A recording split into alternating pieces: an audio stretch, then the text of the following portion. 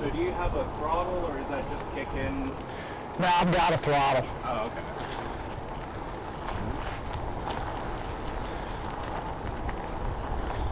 So welcome to Cottontown. This is actually my neighborhood, and that's actually my house right there. Alright. So we love living here.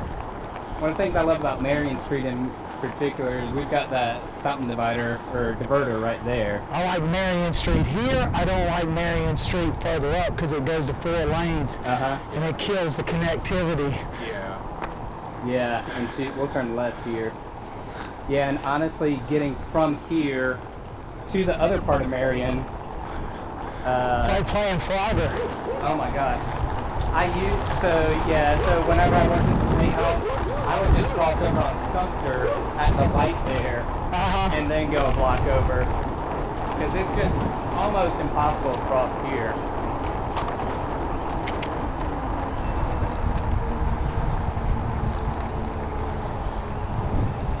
So what do you think would look better on Marion Street, maybe from Elmwood to campus?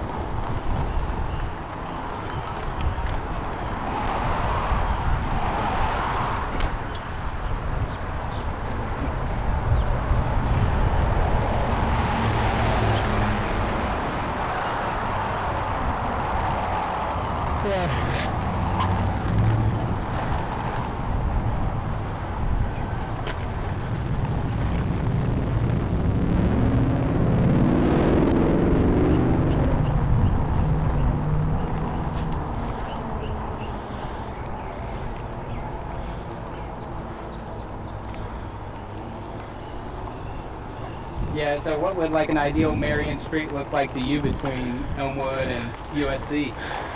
2 lanes.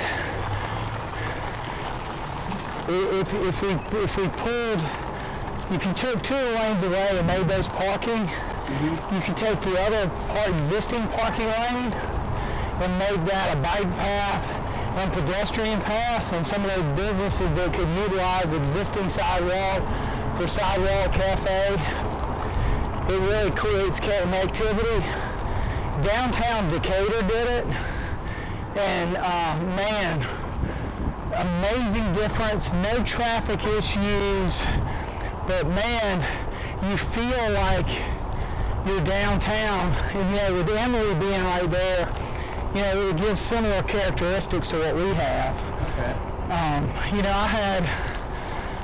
I had a group of institutional investors come down and, just tell me, what is it going to take to get people to look at Columbia for investment like they are in Lexington, Kentucky, and Atlanta, and Charlotte, and Nashville, and other places. And connectivity was a big piece of it. Road diets was a big piece of it. The plannings that went with it. Like North Main, they're like, you really need to take 2 lanes away, put a median in with some nice grasses, road diet it, and really connect it so it feels like Sumter Street around Enda and that.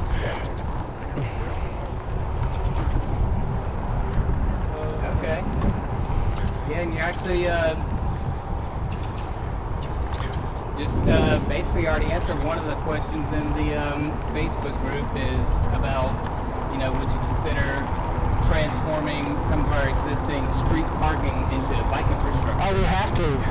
And the way they've done it in other places has been, really inexpensive compared to what the Hardin Street plan is by DOT. They're doing it for a lot less money and achieving the same results, but it's allowing people to get the connectivity but still have the safety factor in there. Really separates walkers and bikers from, I use bikers as a loose term because of people who skateboard and other stuff, but really separate them, but still give you the aesthetics pleasing where, like Chapel Hill, I think, made a mistake. If you go downtown, they did the road diet, but they have all those plastic dividers everywhere. I mean, it really is, it takes away from the beauty of downtown, in my opinion. So. And then if you don't spend as much, you have more to do on other projects. Well, then we can stretch the dollars and leverage them better. I mean, that's just something we got to start doing.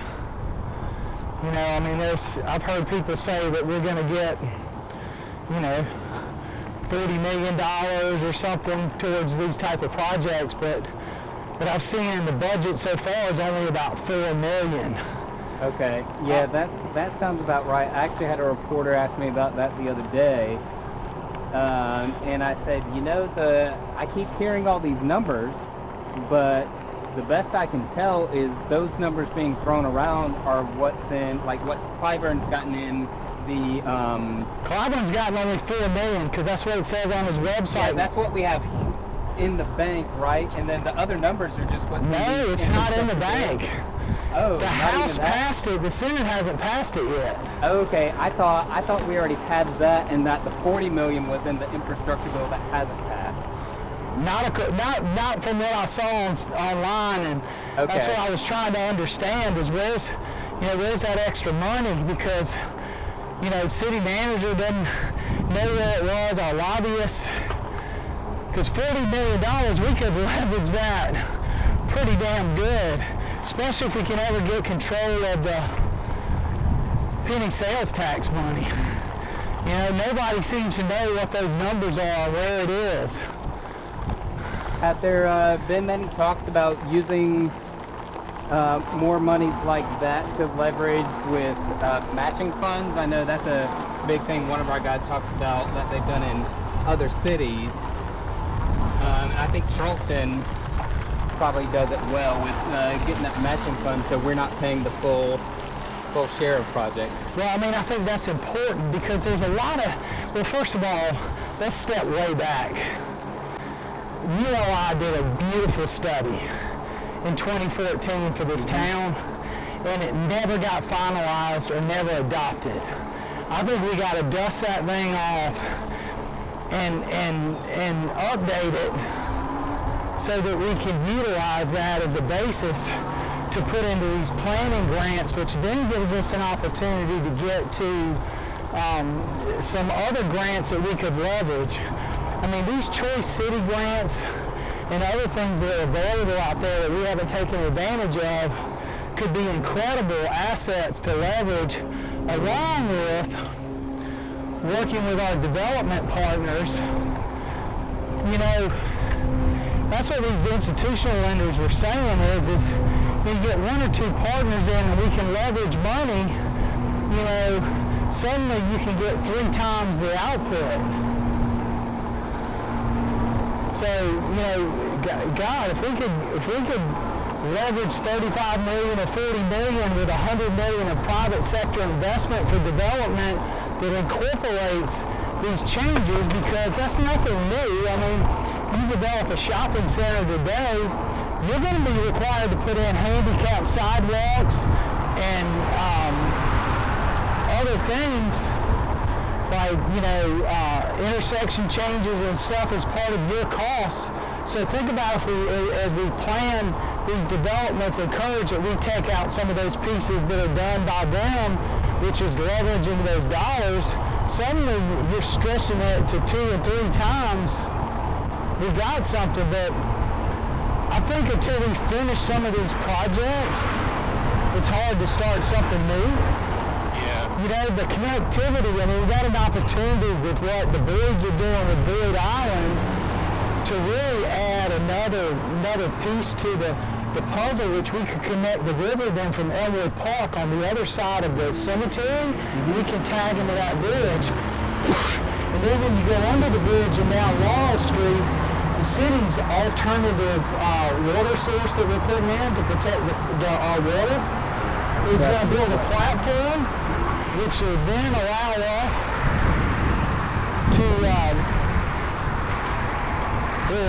us to get connectivity to the river that way. But suddenly, you move those pieces, we're suddenly you're able to go to West Columbia to the Vista, from the hospital to downtown. We just changed connectivity, and what does that do? That helps with recruiting. I mean, kids, I had a group of young guys and girls who were all working for these architects, engineers, investment wings. They all work for these alternative investment sources. And they all say the same thing. Columbia's got incredible bones. But the connectivity's missing, the cool factor.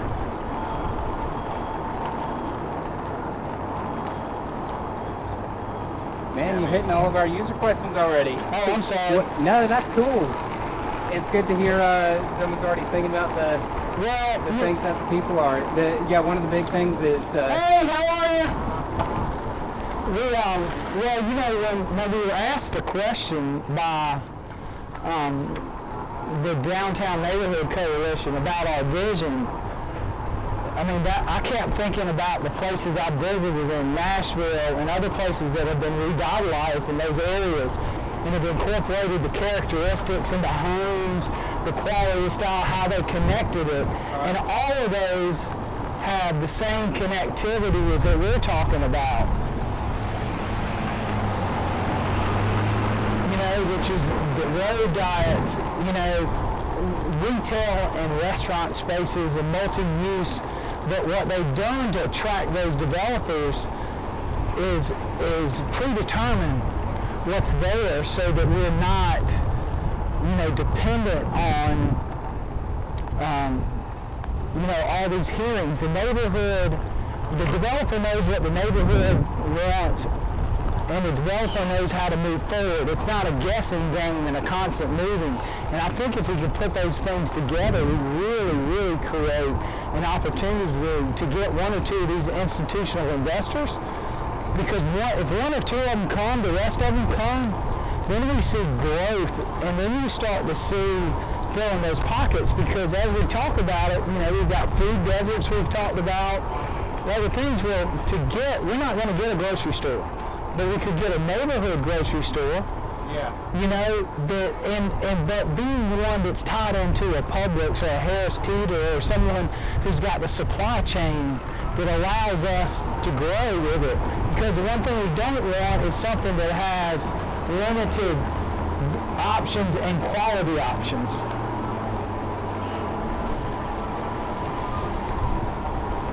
Now, one of the ones that was about to be funded by this one, so we just passed the Save-A-Lot, which closed down. That turned this whole area, including my neighborhood, into a food desert. Save-A-Lot, the density wasn't there, and then after that, then the product and the quality, I think it was too big. It should have been built smaller and more competitive, and then, you know, look, I'd rather have 3 small grocery stores than one that opens and closes. And I've talked to all the developers in the grocery store business. The margins in Columbia are so tight that a lot of these guys, even the stores that you think are doing really well aren't doing that well. So where do you see kind of land use regulations and density and all that playing into that discussion in food security? Well, I think 2 things. We got to take the hurdles that are preventing small businesses from growing out of the way. So sewer expansion fee would cost a small grocery store, let's say it's a 5,000 square foot store, 10,000 square foot, whatever. You're talking about $70,000 in sewer expansion fees. Then you're talking about $20,000 to $30,000 in grease trap fees. So before somebody can even file a permit, they're spending $100,000. Why would we disincentivize a business from opening like that? You know, we've created regulations that inhibit that kind of growth. So nobody's taking the challenge to make that investment.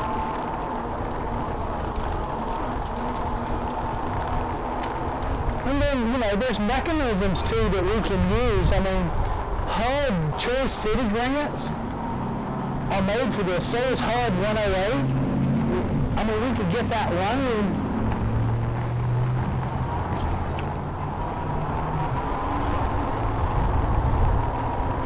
haven't figured out the throttle on this thing. It sometimes gets going way too fast. It's great for stop signs and stoplights to get you off the mark, especially with how heavy the e-bikes can get. Yeah.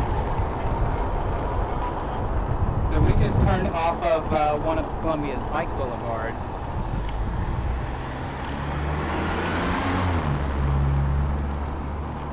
Why don't you just give us some of your thoughts on like that Excuse and how, you know, did you feel necessarily much safer on that street as opposed to any of the other ones that you've been on so far? No. And to have a bike boulevard that is going to be feeling safer and something that, you know, families with little children are going to feel comfortable on, what do you think needs to change on boulevards like that to make that feel safer and usable? Well, you know, unfortunately, that road is pretty narrow there when we're coming up, with the sidewalk and other. I don't know if I have a real good answer for Barnaboo Road there. Not that one in particular, but I just mean in general, like the neighborhood bike boulevards like that. You know, how do you think they should look to be considered like a good family bike-friendly street? Well, I mean, if we're in a street like this is a street that, you know, that common courtesy is supposed to come into play. I don't know, you don't have enough width. And these folks would argue they'd rather have a sidewalk than a bike lane over here. Because, but, I don't know how you address a road like this. Right. I mean, this is really, I mean, if you compare it with other roads we've been on, this is a single traffic that runs as a double lane. I think a lot of the neighborhood roads, I wouldn't say like they're good as is, but they're good enough. Yeah, look at this one in front of us though. Right here. Yeah. There you've got potential, if you look at the width, even with the sidewalk, you got potential to put a bike lane there, true. You got much more space there than we had on some of these other secondary streets. That's one of the things that does kind of drive me crazy as you go around. I mean, we go from this to this. Right. You know, Yeah. there's really no consistency all the way around. Yeah. So when you talk about connectivity and planning, you really have to think it through. Mm-hmm. How do I get people from point A to point B, you know? Yeah. All our major arteries have plenty of room, and shrinking down if somebody complains about traffic in Columbia, Yeah, right, yeah. let's go to New York, Charleston, LA.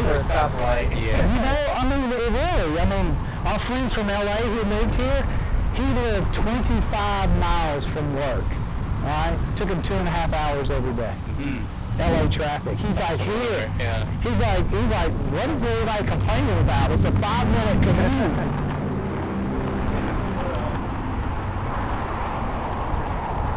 So something we've kind of all noticed is like our neighborhoods actually do feel fairly safe for the most part.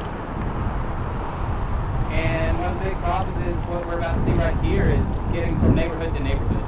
Yeah. So, you know, it's interesting. Did you notice when we just came across Hardin Street, how slightly raised bricked paths and others? So it's truly, you know, a crossing. Mm-hmm. That's what I think. That's what we ought to be looking at. I'm going to be good. Well, never mind. And then I think the other thing is I think there's certain areas that we ought to have stop pedestrians like they do in downtown Clemson.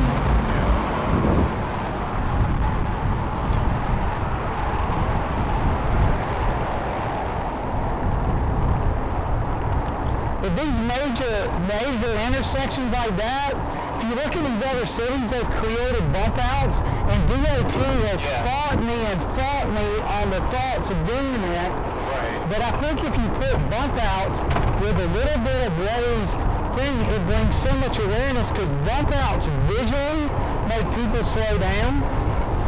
Other creative things I've seen in a lot of cities lately too is they put big old flower pots that they can pick up with a forklift and move if they have a festival. They put them in the middle of the lane and make people slow down all the way, which is essentially what a bump out does. That's a good idea, yeah. Side note, that house right there, that's our friend April. She started a farmer's market. Yeah. After I they get a take text off. all the time. Oh, nice, yeah. This definitely ties into what you're talking about everything being standardized. You know, when I see a bump out, I know what to expect. Yeah, but think about if we did that. I've been trying to push it on Devine Street. I'm trying to push it on Kilburn, because the neighbors who live there complain all day long about the heavy traffic, because it's the cut through from Fort Jackson to Beltline. Yeah. And so they have these. It's become a race course. I'm gonna sneak behind you here. Yeah. Car. They're making it right. Anyway. But I mean, these are things that we can do internally that aren't really expensive, but make a difference. And if you do the bump out right, it has a cutout so you as a biker can stay straight. Yeah. You don't have to be around. You got the little biking cut in it.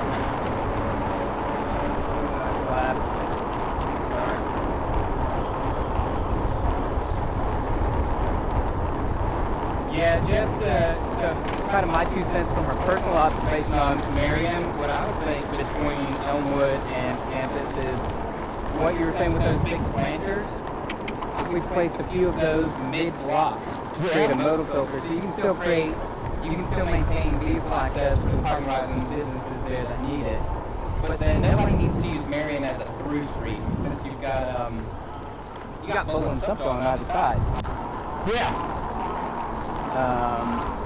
And then, because I've seen, like, I used to do it about every day, going to the State House. And, like, where it is 4 lanes, honestly, looking at that and thinking of it going to 3 lanes with a painted bike lane on either side, like I think it's been discussed, feels like it would be worse because, in that specific context. Because that street at that area is so low traffic that me on a bike, I can ride in the left half of the right lane and not have to worry about the door zone. Right. But then any drivers can just go in the left lane. And honestly, though, on my commutes, it would not be unusual to see more people biking on Marion Street than driving. So honestly, it's already a pretty good street, but with a little bit of a filter and maybe lower speed limit. That's why I like what Decatur did. So if we were riding Decatur, this side that we're on right now would have been the former parking. Wow. And instead of having a little stripe here, they built, basically it's probably about a 12 to 14 inch little, I guess you'd call it, almost like a curb. But the curb has monkey grass or some kind of grass in it. Okay. And then the parking's on the other side. So you got sidewalk, bike lane, parking, then the other 2 lanes of traffic. Yeah. So you got a nice natural barrier, but you got a clear path both for bikers and for the pedestrians. But you got a piece of separation from a vehicle too. Yeah. So when they're getting out of the car, you got some clearance from doors. And I noticed that in New York when I was moving my daughter into her apartment. We had to pull into the area to unload is also the unloading zone is also the bike zone. So there's a lot of conflict between the people biking and skating and everything getting through. Right. That's definitely something I've noticed as well. I just watch footage of, people biking around in the days. Yeah. So I know what you're talking about. And there are areas here that it makes it difficult to do it, but there are other areas that are really adaptable. But I mean, for me, I just like to see it as part of a road diet and bring the connectivity together, because just from a development standpoint, encouraging people to make investments and they can see the connectivity and, you know, the neighbors. That's why everybody's the success of Sumter Street and, you know, the Noma warehouse and all of that. It's because you feel connected there. Yes. You don't feel like you haven't. Welcome to Columbia.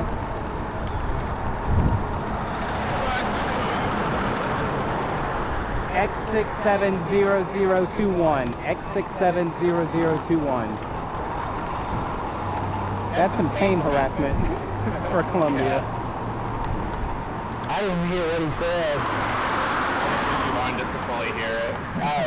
Yeah. Nope. On the ride with Mo, the dude just said, "Fuck y'all," as he passed us. Just for existing. Same place? No, a different spot, but we're gonna turn left here.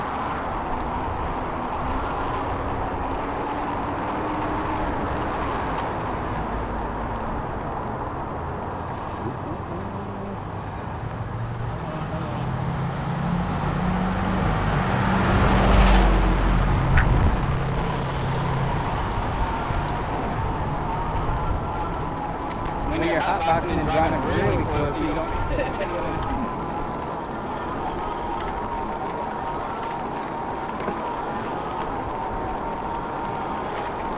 This is where I call it has to be the honor system. Everybody's got to work together. Oh man, yeah, I had to look up. This is the neighborhood where I always have to re-look up the map as I'm getting through it. It'll make you crazy if you're not used to it.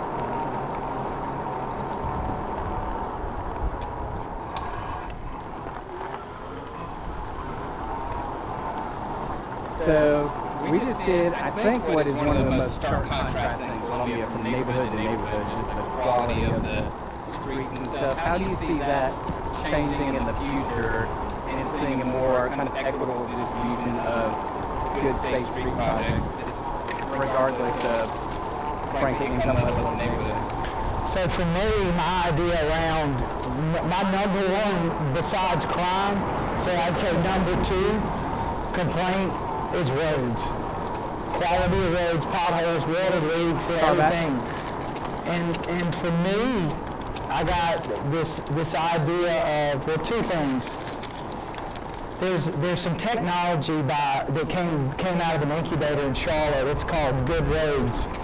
And Good Roads is actually a little black box that you attach to a truck, and it gives you real-time data of road quality. But it has the ability to tell you about potholes, sinking cuts, water leaks, other things. Oh, wow. So my idea is, why don't we have this on every garbage truck? Because garbage trucks are the only trucks that go on every street that we own, okay?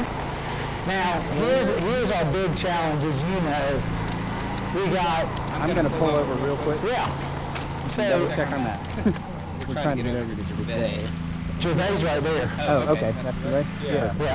So our biggest challenge with the roads is we have 491 miles in the city, 71% of them are controlled by DOT. So having an opportunity to work with DOT, not to take over the roads, because they would dump them on us on a heartbeat, and it would be expensive, but let us control the maintenance dollars, so that we can better coordinate that. Then, we're going to do a little U-turn. Then, what makes it so great about that is if we can take those dollars, leverage them. Actually, let's go on this street. Yeah, sorry.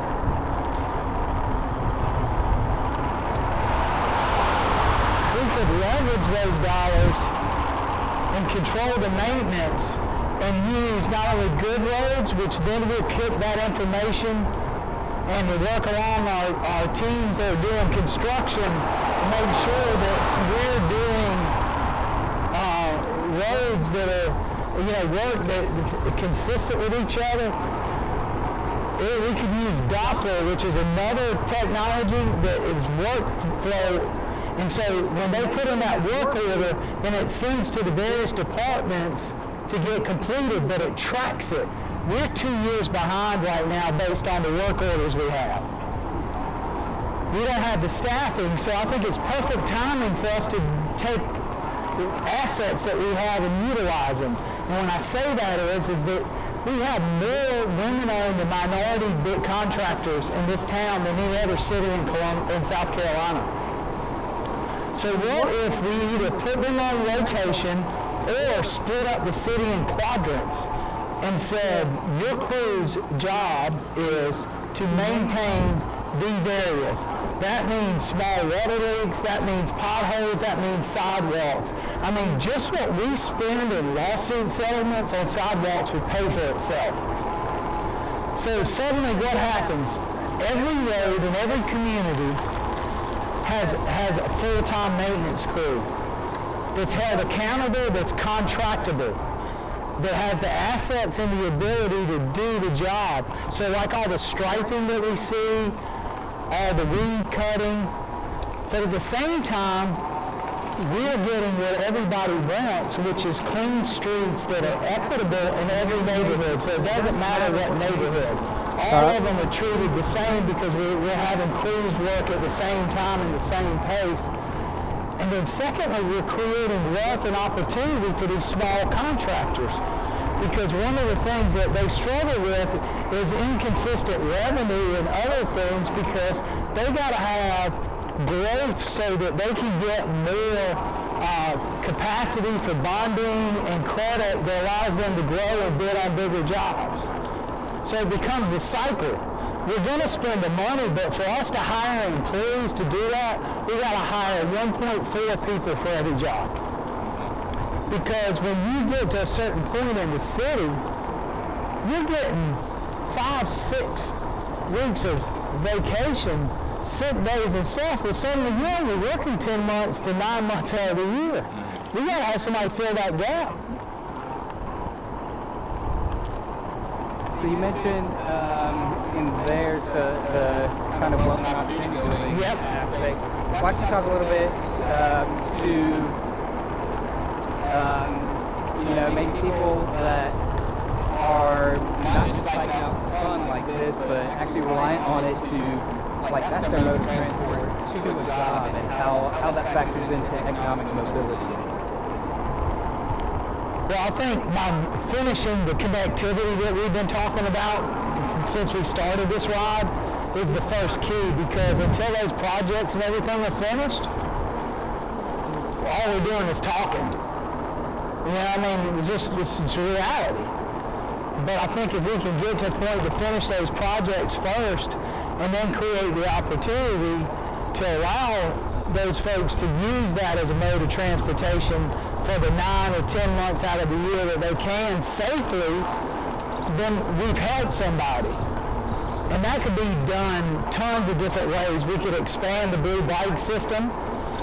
Just like I've noticed in a lot of cities now, they're investing in zip cars and other things so that people who need a car to go to Home Depot, but that's not the way they commute every day, they have an opportunity to use it. Same thing with stretching the bikes. We don't have... Right. What was that? Hit the button. We'll go straight across. But, think about it. We don't have any of these opportunities in these other neighborhoods. We don't have a blue bike. Have you ridden on the Midlands bike lane? No, I didn't. And that's because the traffic's too fast. What would it take for you and your family to feel safe using Millwood? Putting that barrier up like I talked about. I think you got to have more separation. That's why I like what I saw in Decatur, because it really provided that barrier of safety in a high traffic area. I was on DPAC when that was going through, and I went to the DOT meeting, And since I was on BPAC, I was like, I don't know if I should speak up any, but I was just there kind of to represent us, to listen to what the neighbors say. And honestly, it was almost universally negative. Yeah. Behind us for a little while. Thank you. That'd be a rolling stop. I think he's sleeping in my bag. It didn't seem like he was in a hurry. No. Alright. But yeah, in that meeting, the neighbors around here were mostly against that project, and nobody said, like, we don't want bike lanes. No one said we don't want slower, narrower lanes. They all said, we don't like this because it's not safe enough. People are going to throw their garbage in it. People are going to drive it and all that. Because some of the people were like, can we get it protected? DOT engineer said no. And then so someone was like, can we at least get it painted green? Well, he said that's not in the scope of this project. We're like, well, isn't this meeting supposed to be for giving feedback on the scope of the project? And it definitely felt like it had been decided and that it wasn't a public input session, that it was just a complaint session to placate people. But yeah, then someone was finally just like, can we at least get it painted green to be more visible? And the engineer said, well, there would be so many people driving through it that it would wear the paint down, so it would be a waste of money. And we were like, our jaws just dropped. We were like, you just said the problem there. But you don't see it as a problem. Look, I've been fighting for this street forever to get bump outs. Here's a prime example where Divine? Yeah, where bump outs here would make a huge difference. A little bit of raised thing would make people feel, because it's still too wide. It needs to be 2 lanes, and if you took this parking out, shifted it over one, and did like we just talked about, you created a whole separate bike line. You still have a deep sidewalk. Everybody's happy. It's a win-win on an area that's dominated by multiple neighborhoods. Here's a place that works.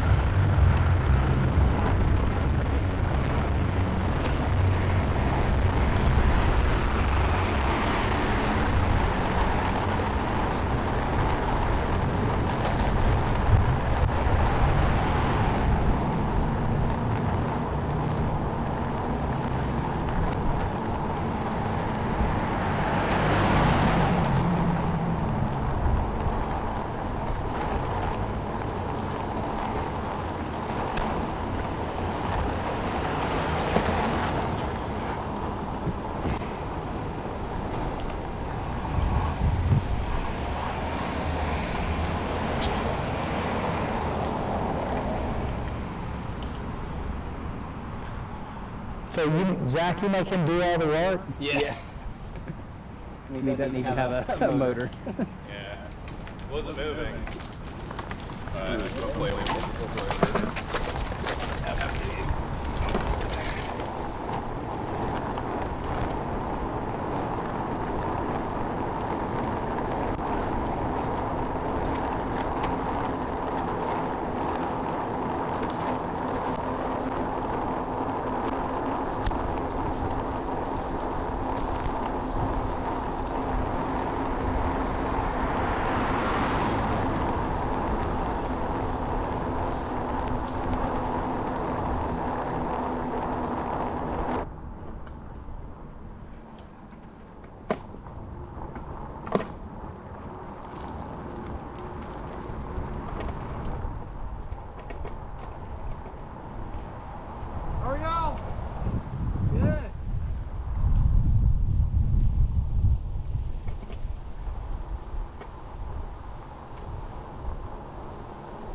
So we're coming up on Hand Middle School. This one seems like an easy school to get to, but some of the others, like, maybe talk about how do we encourage more kids, especially middle school and high schoolers that should be able to move about independently. How do they get to school without their parents driving them? Well, you got, depending on where you are, you have to take a lot of factors into play. One being that you've got families that we got to create real safe pathways. I mean, and that means a lot of these neighborhoods, some of the other parts of town, don't have any sidewalks, they don't have lighting, they don't have the things that make the families feel safe. So we got to take that before they have the encouragement to let them go that way. I think the other challenge that we have in middle school and high school that we didn't have growing up going is that these kids are all over the place. I mean, I don't know a kid that plays sports or anything else that could ride their bike to school on a normal day because they're going till 7 o'clock at night and they have a million places. Hey y'all, how are you? A million places to go. They got, you know, sports, ballet, they got tutoring, they got this. I mean, I don't want to sound negative, but it's just the world has gotten so busy that it takes a little bit out. So are those dollars spent maybe better at pushing towards the elementary in places and other places where families can do it together safely and other ways to connect? Are we putting efforts and dollars into areas that may not benefit? You know, Okay. I just don't know the question to that. I just know how busy my kids were when they were in high school because they were so active between sports, after school programs, volunteering, this and that when they got a car, it was a relief. Absolutely.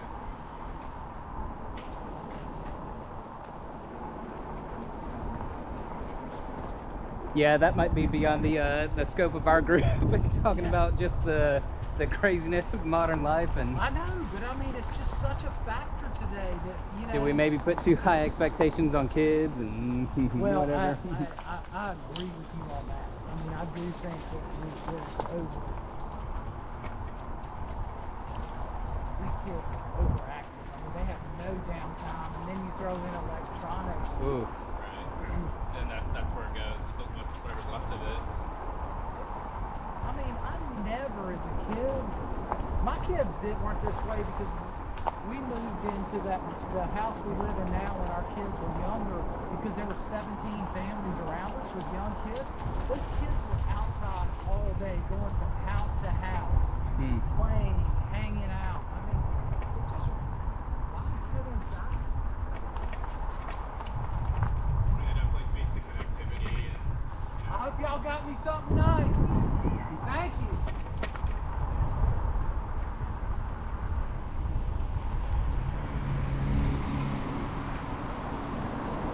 Here's another example of a bump out that would make it safe on the turn like this. To me, this always makes me nervous, even in a car. I mean, even just the fact there's no ramp here.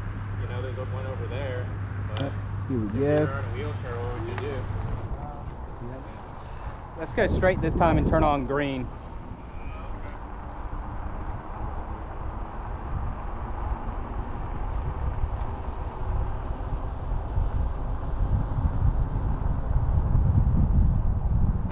Yeah, this is where the dude was tailgating us last time and about ran us off, so we just turned here and he So, rode by. this is exactly right here. Think about this. If we took this road in front of us right now, it was one lane. This you had over here was your bike lane. Yeah, we're gonna turn left at the next block. Well, not this one, but green.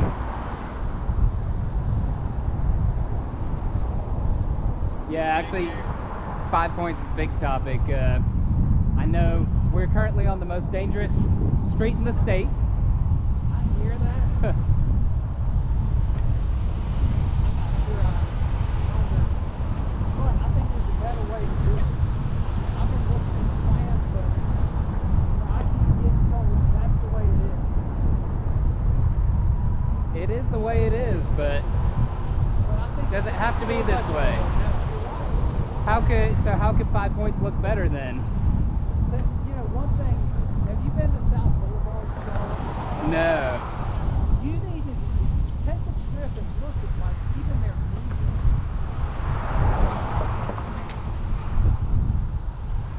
They put these thick grasses in it so that the trash and stuff doesn't hang out in it and falls down, but it encourages people not to cross the median, you know? And they've made the pass because, you know, they have the Car back. train. Move over just slightly, it's fine.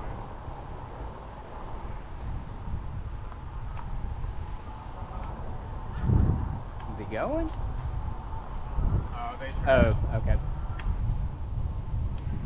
But, you know, they not only do they have the MARTA system of things, but they've got everybody there's on scooters, bikes, and everything. They made it easy for people to get to downtown from there. What's the latest on the Columbia micromobility stuff? Because I know there was a ban passed a couple years ago. I haven't really heard anything since then. I haven't either. To be honest, I think it's been lost in the shuffle. Just with the pandemic and stuff. I think the pandemic, all these types of plans, but it also gave me an opportunity to start looking back at some of the plans and ULI and other things going, you know, why didn't we get this finalized and adopted? Because it called for the road diets and it called for the connectivity and it called these are things that other cities have already done, you know? Here's where we're always going to have a challenge because we've made parking a premium.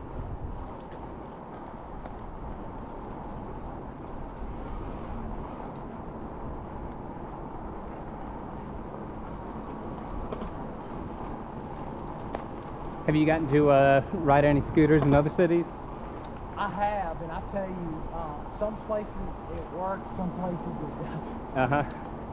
Nashville, it doesn't work.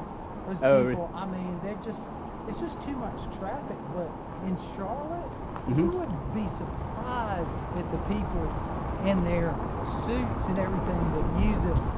Hey, Anthony, how are you?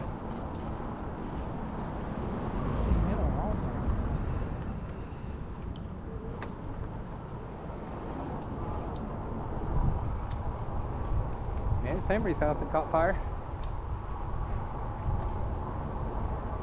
That caught fire during a hurricane. Do you remember that? Yep. Oh my gosh. That I was still in the governor's office back then. I can't remember if Parks was or not. He may have moved on by then, but whew, that was a morning. I'm surprised that house didn't just. I know, man. Maybe the only thing that saved it was soaked with enough beer to dampen the flames.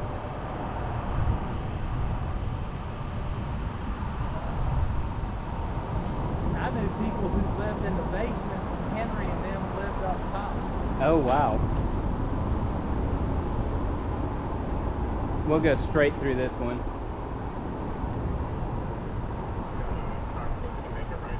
All right.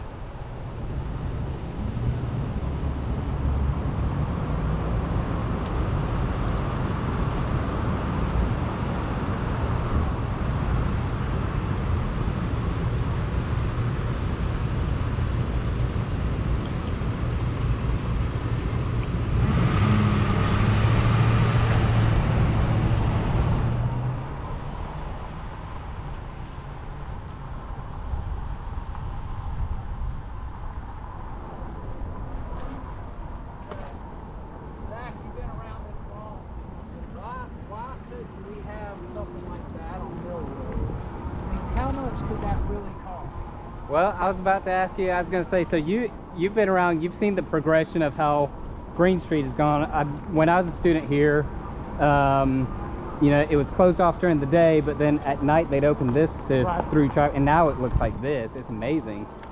Yeah, that was actually going to be the question. Like, where else does like safety measures like this make sense around the city? Well, you know, I don't know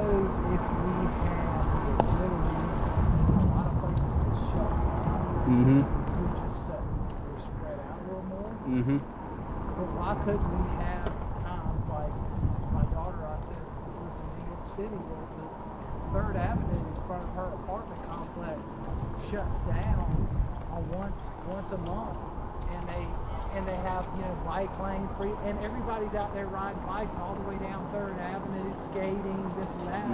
We could do things like that to slowly encourage more and then create more opportunities. But these things like this, to me, pathways like this to me, this is the kind of stuff we ought to be looking to do. I love this addition in particular, the continuous sidewalk. I love where the pedestrian doesn't have to go down and basically be, I'm going to be secondary. And shoot, those bollards just make a great modal filter, and you don't even need the gate. Ooh, a little bit of cool off. Yeah.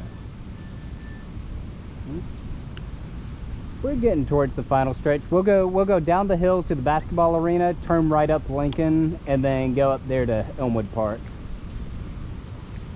Which way you cross over to Elmwood? The Vista Greenway.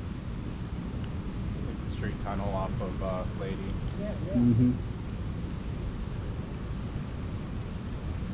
Yeah, that was in the 2015 Walk Bike Columbia plan, and it feels like they've done a decent job at the pedestrian intersections like this with these ramps, putting them in at a lot more places. But it's pointed out, you know, we're there in Arch Street, one side's done, one side's Oh, not, yeah. you know? But apart from the Vista Greenway, it doesn't feel like much of the bike part of the Walk Bike Columbia plan has been implemented, and like I wonder where the holdup on that is. And actually that leads into a user question. You know, I'll be honest, I think probably part of it is, you know, some of these areas that just decided they don't want it, and we just either got to decide we're going to do it, or we're going to figure out a different path, you know? I mean, I think we got to get to a point where we make a decision, and how we, especially if we're going to get any type of funding and infrastructure, how we're going to leverage that and make those decisions to move it forward, you know? Just like, look at that. Oh gosh.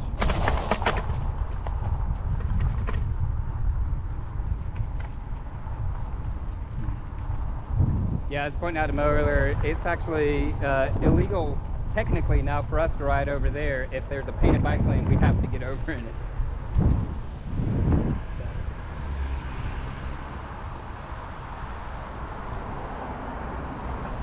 In 2015, maybe it's time to pull it out and go, all right, where are the critical items here that get the most people engaged in commuting around downtown? You know?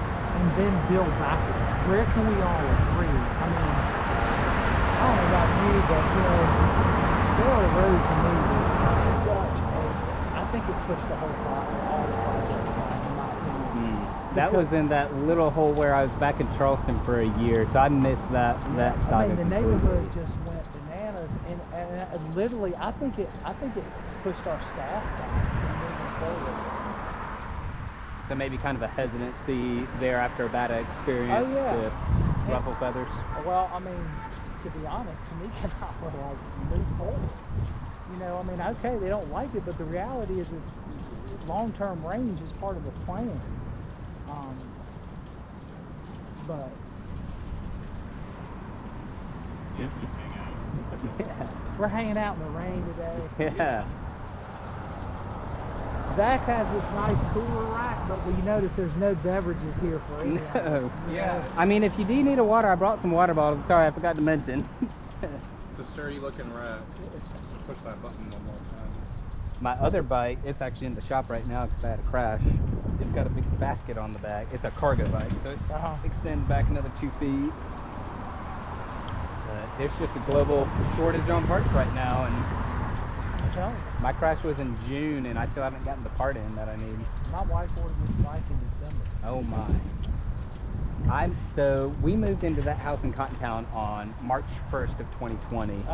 March 2nd was our first COVID press conference in the governor's office. And then I think on March 3rd, I might have ordered mine because I was like, I can't walk or bike to the state house from here without this e-bike. And I was glad I ordered it then because within a couple of weeks, everything just blew up. Yeah, there were no bikes available.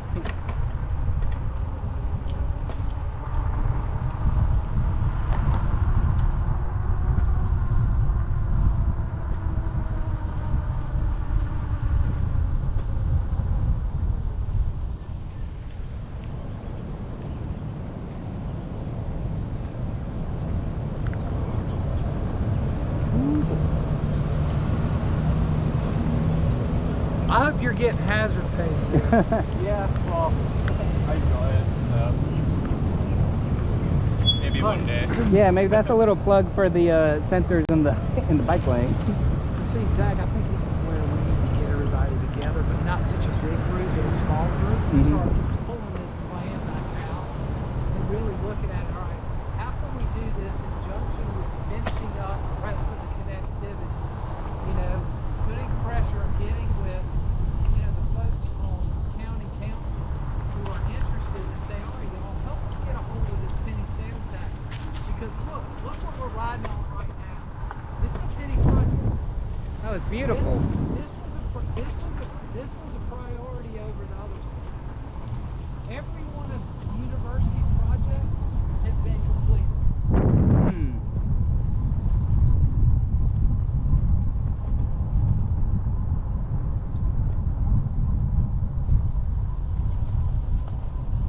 Yeah, well, about to move into a few more of our user submitted questions, and that's one of them is,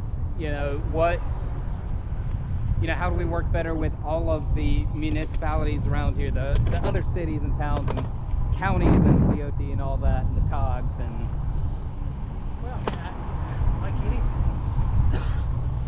meeting with people and sitting around more than once every couple of years creates better working relationships.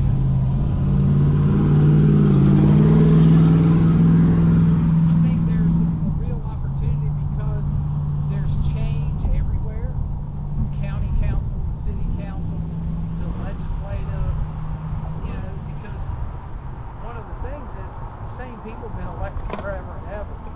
So we haven't really pushed the envelope in having conversations with each group and spending more time together.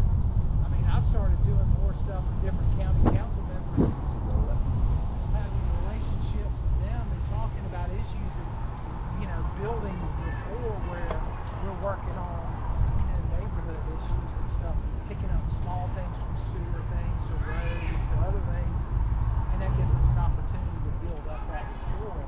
And I also think that, we also have to be a little bit, how should I behave to say it? We got to use our bully pulpit. We are the capital city. And, people don't say they're coming to Rickenmann County, they say they're coming to Columbia, so let's work together to really improve together. So I think sometimes our relationships are of convenience when they need to be daily. It's not seasonal, it's there for a reason.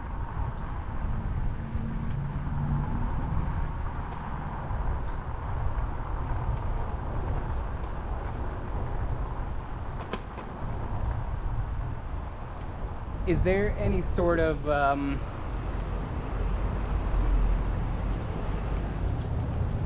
don't know if you call it standard or plan. I mean, honestly, I think there's not. When we're tearing up a road to put in new water lines, to look and be like, okay, what's our long-term plan? What does the city have planned and the county have planned for this street while we're already doing the project, ripping it up, paying contractors to do everything in one project? And we were talking earlier about, hiring small business contractors and stuff, utilizing the technology. Well, that's what some of this technology does. It helps coordinate. So you can look down the road and say, you know what? We have in 2025 a project plan. That's all right. Well, we got, I don't know what happened. we're looking to do a sewer project on Hardin Street in 2025, but the state's getting ready to do the realignment. Let's go ahead and do it now. By putting in all the project information, then it gives us the ability to create alerts that says, hey, the county's planning on this, the city's planning on this, the DOT, and most of what our issues come down to are DOT because of 71% of the roads being DOT roads versus, City of Columbia.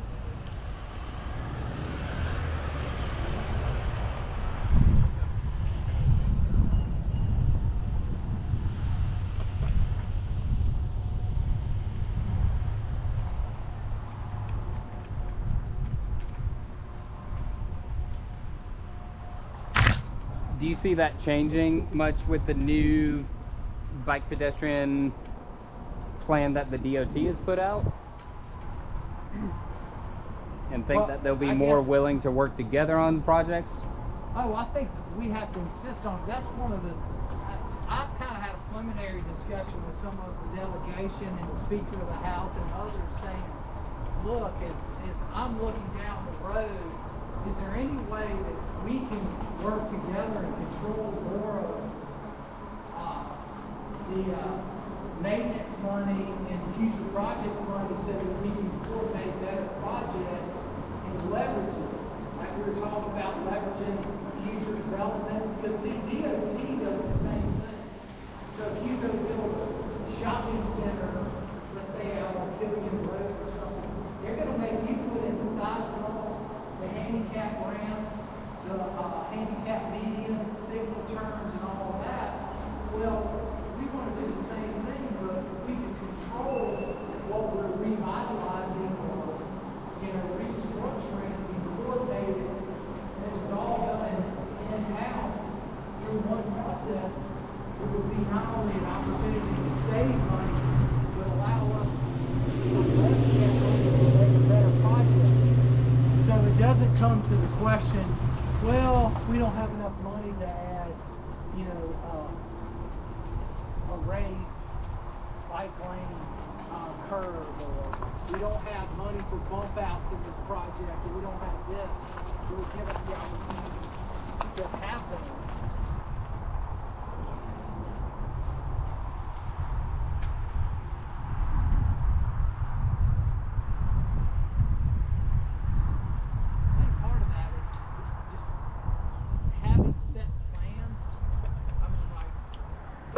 Go in on a project and we say, look guys, we want to add this to it, we want to do this to it, and we're going to leverage it, and this is what it's going to look like. Just like as we're redoing our franchise agreement with the Dominion, we're trying to leverage the ability to underground more utilities and control the trees and cuttings, and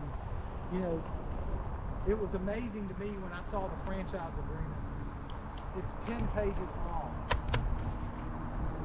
I have a power agreement with Georgia Power for a 20-year offtake on my renewable energy project. It's 100 pages long. I looked at our attorneys, I'm like, I think we're missing something here. Because if our whole world is on 10 pages, and my agreement with them tells me that we're missing an opportunity to leverage more investment for them, But that's where I hit. Oh wow! You start talking about undergrounding cables and putting down power lines and other things. Those are opportunities where we can use that as ways to all right, how much are you going to spend there that we could leverage for the rest of the connectivity, different opportunities. How y'all doing? Good.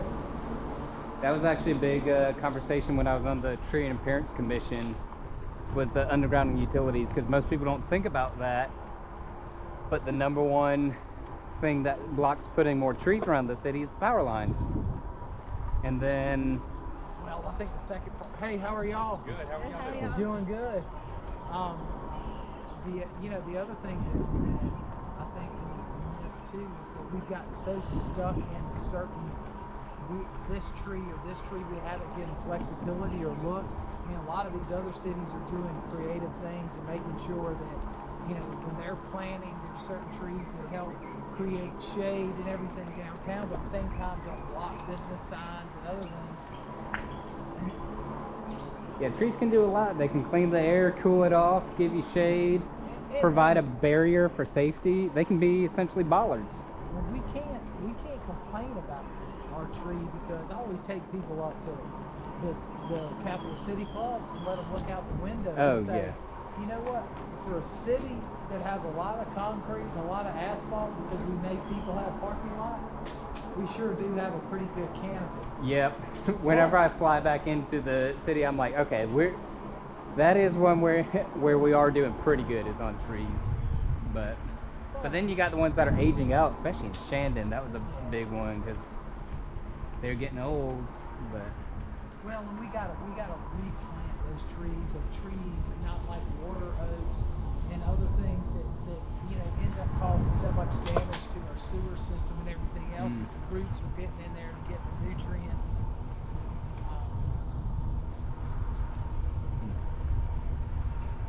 There's just so many opportunities in this town.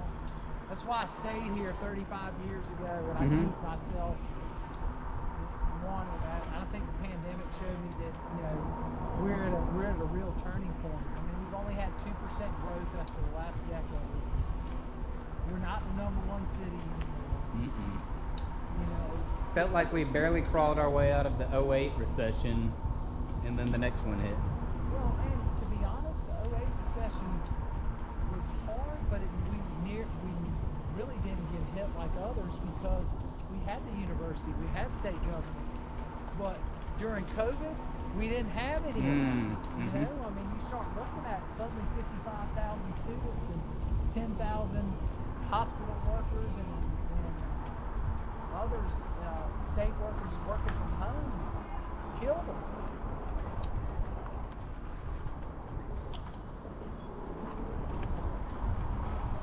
Zach, I was going to move this mic real quick. Okay. Just so that we can access the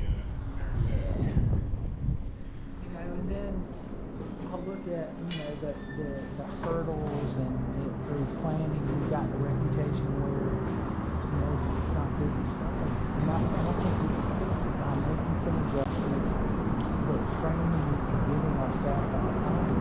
Used to come here to Charleston and other people. You go to West Columbia, you buy a piece of property, planning and zoning director, meet with you. And they say, what can we do to help you? Talking to a guy the other day, just built a building over there. He had an issue with the landscape. Columbia, they would send you to go get, you know, you have to go back to Boza and change this, or you got to go to DDRC or whatever. They made the decision in 5 minutes right there, done. Didn't stop construction. And I think we've handicapped our own employees. And I think if we take the time to give them the ability to understand that, you know, we're customer based, but we give them the training and the technology to use, but empower them. We just need to reinvest in ourselves, infrastructure, technology, economic development. I mean, today. Turn left here. Turn left here. Sorry.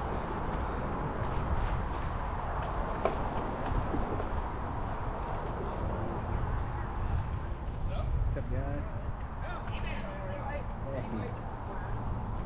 You familiar with the bike collective? Yeah, I dropped off a ton of bikes today. I'm actually probably going to bring one by, well, actually, if you want to check it out, JD, see if y'all could even use it. What? I blanked out there. So, Kara and I were walking around to the Noma warehouse last night, and we saw this dude, like, getting a bike from that bike rack there, and so I didn't think anything about it, and then he went over in that church parking lot, and he was acting kind of sketch, and we round the corner, and the dog where dog's sitting doesn't like bikes, he's scared of them, so he started barking, And then the dude, he like bent down and said something. I thought he was like playing with the dog, like, hey buddy, it's just me or whatever. Then he steps out in the street and then he like hurls the bike at us like a weapon. And then so we just got out of there and called the cops. That's crazy. But yeah, I'm gonna see if the bike collective can use that. Yeah, I brought them all my kids' bikes and everything that we had nice. left over and said, look, they were all in pretty good shape. They just need to be tuned up. But do something with them. Get them to somebody who can use them. During the pandemic when we were in cleanup mode like everybody else.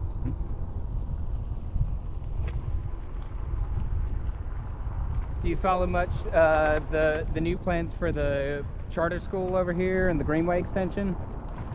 I just saw something about that the other night. So I have it's not kind of fresh seen in my the mind. plans yet. I only saw a part of the plan. Like I watched a few minutes of a video where they chatted with the Elmwood Park Neighborhood Association.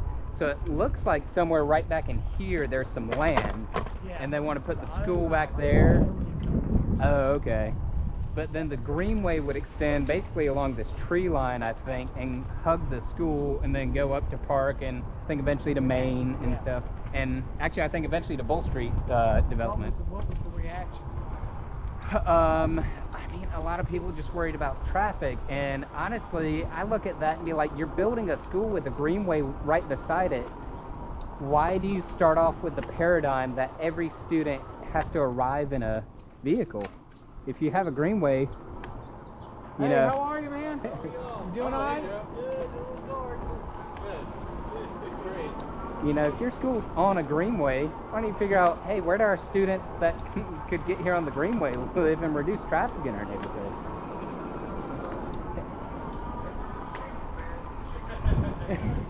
Yeah.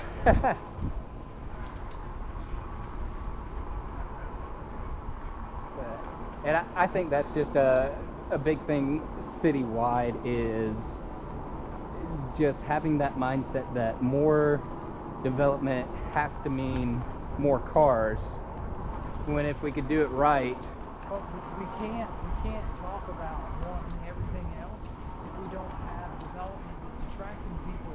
And I hate to say it, but the charter school discussion, look, what are three things that really deter investment in the community and people moving there? You go right. High tax. Crime, taxes, and schools. Yeah, and I mean, you know, unfortunately, our school system today, locally, we have one school that was in the top 20, that's Dreer. And so, unless we're willing to put pressure on our existing schools to better perform, to have accountability, why take choices away from families that want better things for their kids? Well, we're coming in on the home stretch here. I think we've hit all of our questions. So for the final few minutes, if you just want to add anything else that we didn't hit that you think we should, you know, we're gonna end up sharing this after we've done all 4 rides with our email group. We've got a little over, I think, 1,000 people that we'll be sending out to across the city. So open mic. One, I appreciate that y'all continue to push forward. We need to engage more folks and get more people involved at the table and utilize the talent that's here. You know, getting back on the campaign trail makes me realize, meet with all these businesses and neighborhoods, how much talent we have around the city that we don't utilize for everything from economic development to infrastructure discussions to bike lanes and bump outs and traffic patterns. And, you know, I think for me, traffic and everything else that we talk about is always a touchy subject in every neighborhood. But if it's slowed down and we still have to be able to be connected and commute together, I don't think it's a matter of the amount of cars. It's how the traffic flows. Like here, for example.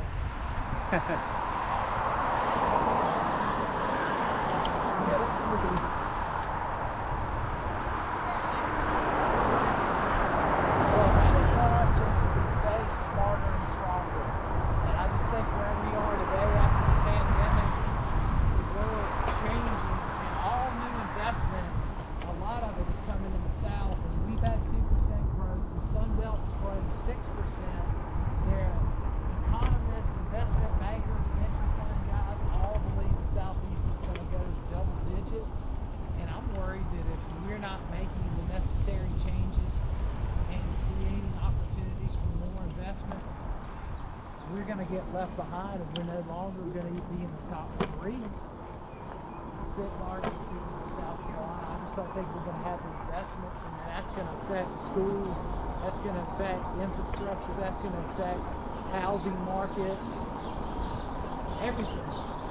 So we have an opportunity to create wealth. We have an opportunity to create better relationships and partnerships and collaborations with groups and everything else, all within our doorstep. But we can't keep doing it the way we've been doing it. My biggest fear is that what happens today is going to make for the next 10 decades, and I think we're already behind these other cities in growth. I mean, we've had the biggest real estate boom in the last 5 to 7 years, and here it is 2021, and we've had our first tower crane since 2008, and it's building a student housing apartment. Not more downtown living where it's easier for people to commute. I mean, we're missing people from the center. I'm hearing from older folks they'd like to have luxury condos downtown that they could live in, that they could walk to Publix, walk to the Vista, walk to Maine, take advantage of the Greenway and the river. But we're not encouraging anybody to come over to do that. We're not out recruiting. Lexington, Kentucky, Nashville, Tennessee, Atlanta, Georgia, Greenville, Columbus, Ohio, all having double-digit growth. Their economic folks are out recruiting development teams. They're bringing them to their town, and they're saying, what can we do to get you to come and do that project? Because it's no longer going after the businesses. The developers bring the business with them. They have the relationships. A great example is if you look at Howell Mill Road in Atlanta. 20 years ago, it was an older neighborhood, lots of abandoned houses, old warehouses. Now it's apartments, restaurants, retail, small grocery stores, but also tech companies coming in, and all of those people living in those neighborhoods, and like this, like having this connectivity.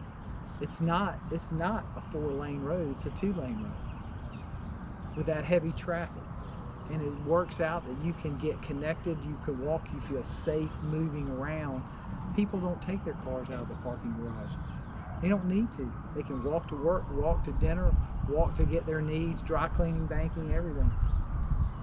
We need the same thing here. I mean, Main Street, this end of town to me is the great frontier. I told Sam Davis 10 years ago that anybody who wanted to be an entrepreneur or wanted to start a business should do it on North Main. It's affordable, it's eclectic, it's got a great housing base, but it also is probably one of the few places in the U.S. where you can walk out on Main Street and point at the state capitol and say, this is my building, my office, my restaurant, my home. There's not many places in America that can do that. Well, on that note, thanks for joining us.